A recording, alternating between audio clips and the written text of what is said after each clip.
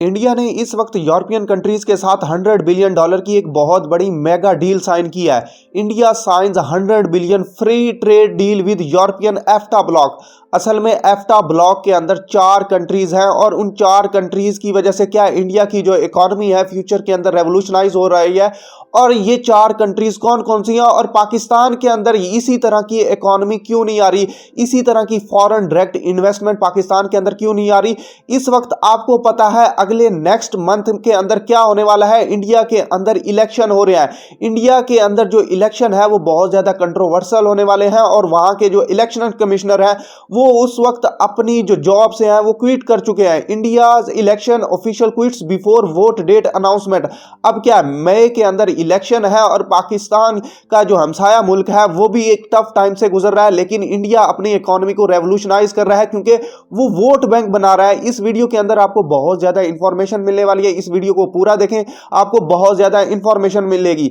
एफ्टा क्या है? असल में यूरोपियन फ्री ट्रेड एसोसिएशन ये 4 कंट्रीज की है जिसके अंदर है नॉर्वे, आइसलैंड, लिंकनस्टाइन और स्विट्जरलैंड। अब ये जो कंट्रीज हैं ये यूरोपियन यूनियन के अंदर नहीं है। यूरोपीय यूनियन असल में 27-28 कंट्रीज का ब्लॉक है जिसके अंदर बहुत ज्यादा यूरोप की जो कॉन्टिनेंट है वहां पर मौजूद है।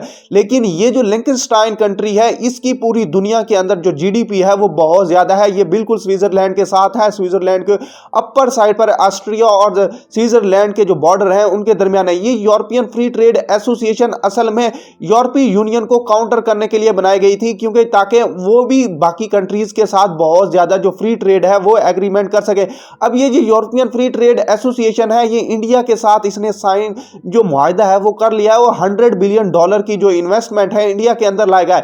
इस डील को साइन करने के लिए क्या है 16 ईयर्स लगे इंडिया को पापड़ बेलने पड़े क्योंकि बहुत ज्यादा जो हैवी मशीनरी है स्विट्जरलैंड, नॉर्वे, आइसलैंड यहां से इंडिया के अंदर आती है। इंडिया को फ्यूचर के अंदर बहुत ज्यादा पॉसिबिलिटी है वो अपनी इकोनॉमी रेवोल्यूशनाइज करे। बाकी अब जरूरत क्या है इंडिया को ये ट्रेड डील साइन करने की? Why India just inked a new free trade deal. अब क्या है फ्यूचर के अंदर क्या है जो कंट्रीज है वो फ्री ट्रेड के अंदर बहुत ज्यादा अपने आप को इन्वेस्ट कर रहे हैं। वैसे क्या है पाकिस्तान के अंदर कोई भी कंट्री अगर कोई चीज भेजना चाहती है तो पाकिस्तान टैरिफ्स एंड ड्यूटीज लगाता है ताकि अपनी जो डोमेस्टिक चीजें हैं वो बढ़ सके। लेकिन क्या है इंडिया भी अब प्रोटेक्शनिस्ट जो पॉलिसी है बाकी जो कंट्रीज के ऊपर टैरिफ्स एंड ट्रेड लगाए तो वो खत्म कर रहा है और इंडिया को फायदा होगा। अब इंडिया एम कर रहा है नेक्स्ट 2020-30 तक क्या है अपनी इकोनॉमी को $2 ट्रिलियन या फिर $1 ट्रिलियन तक लाजमी लेके जाए। इस वक्त इंडिया की जो पिछले साल इकोनॉमी थी तो $450 बिलियन पर थी, लेकिन इंडिया चाह रहा है $1 ट्रिलियन की इकोनॉमी लेके जाए 2030 तक। और मुल्क के अंदर जो जॉब्स क्रिएशन होगी इस एफ्टा ब्लॉक की वजह से क्योंकि इन्वेस्टमेंट आएगी, मैन्युफैक्चरिंग होगी, फार्मास्यूटिकल कंपनीज बनाएगा जो ये जो यूरोपियन कंट्रीज है तो इंडिया के अंदर जॉब क्रिएशन बहुत ज्यादा होगी, वोट बैंक बढ़ेगा मोदी का। और मेक इन इंडिया जो इंडिया की पॉलिसी है वो बहुत ज्यादा क्लियर नजर आती है कि मेक इन इंडिया चीजें बनाओ और पूरी दुनिया के अंदर एक्सपोर्ट करो, इंडिया की इकोनॉमी बढ़ेगी। और ये जो इंडिया इस वक्त है 1.6 बिलियन की जो पॉपुलेशन है वो बन गया बहुत बड़ी एक इकोनॉमी, एक फ्यूचर के अंदर एक जॉब मार्केट, एक बहुत ज्यादा यूथ का जो बल्ज है वो कंट्री के ऊपर नहीं बनेगा। और ये जो मार्केट है यूरोपियन कंट्रीज के लिए बहुत ज्यादा लिक्विडेटिव है, इसी वजह से वो इंडिया के अंदर आ रहे हैं। और बाकी क्या है इंडिया भी चाहता है अपनी जो इकोनॉमी है वो रेवोल्यूशनाइज करे ताकि जो यूरोप के अंदर कंट्रीज है वहां पर अपनी चीजें एक्सपोर्ट करे। इंडिया स्पेशली क्या है यूएई के साथ भी इसी तरह का ट्रेड जो एग्रीमेंट है वो कर चुका है और यहां से ये इंडिया लिंक करना चाहता है मिडिल ईस्ट को यूरोप के साथ और अपनी जो इकोनॉमी है वो रेवोल्यूशनाइज कर।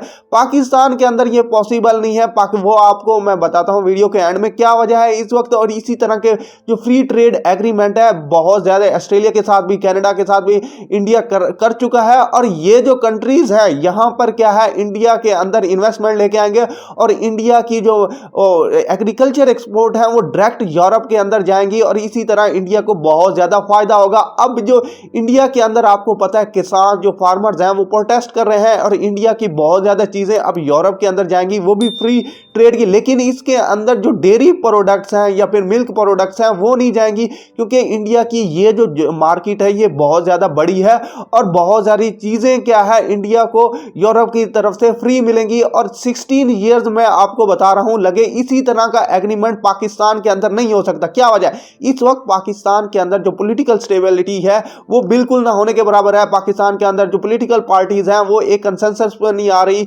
पाकिस्तान के अंदर एक गवर्नमेंट अगर कोई स्टार्ट करती है एग्रीमेंट तो दूसरी गवर्नमेंट उसको कैरी नहीं करती। लेकिन पॉसिबिलिटी है नेक्स्ट मंथ के अंदर, ईद के बाद, रमजान के बाद, जो मोहम्मद बिन सलमान है वो पाकिस्तान के अंदर आए, देखे पाकिस्तान का दौरा करेंगे, देखते हैं क्या फ्यूचर के अंदर इन्वेस्टमेंट होती है पाकिस्तान के अंदर।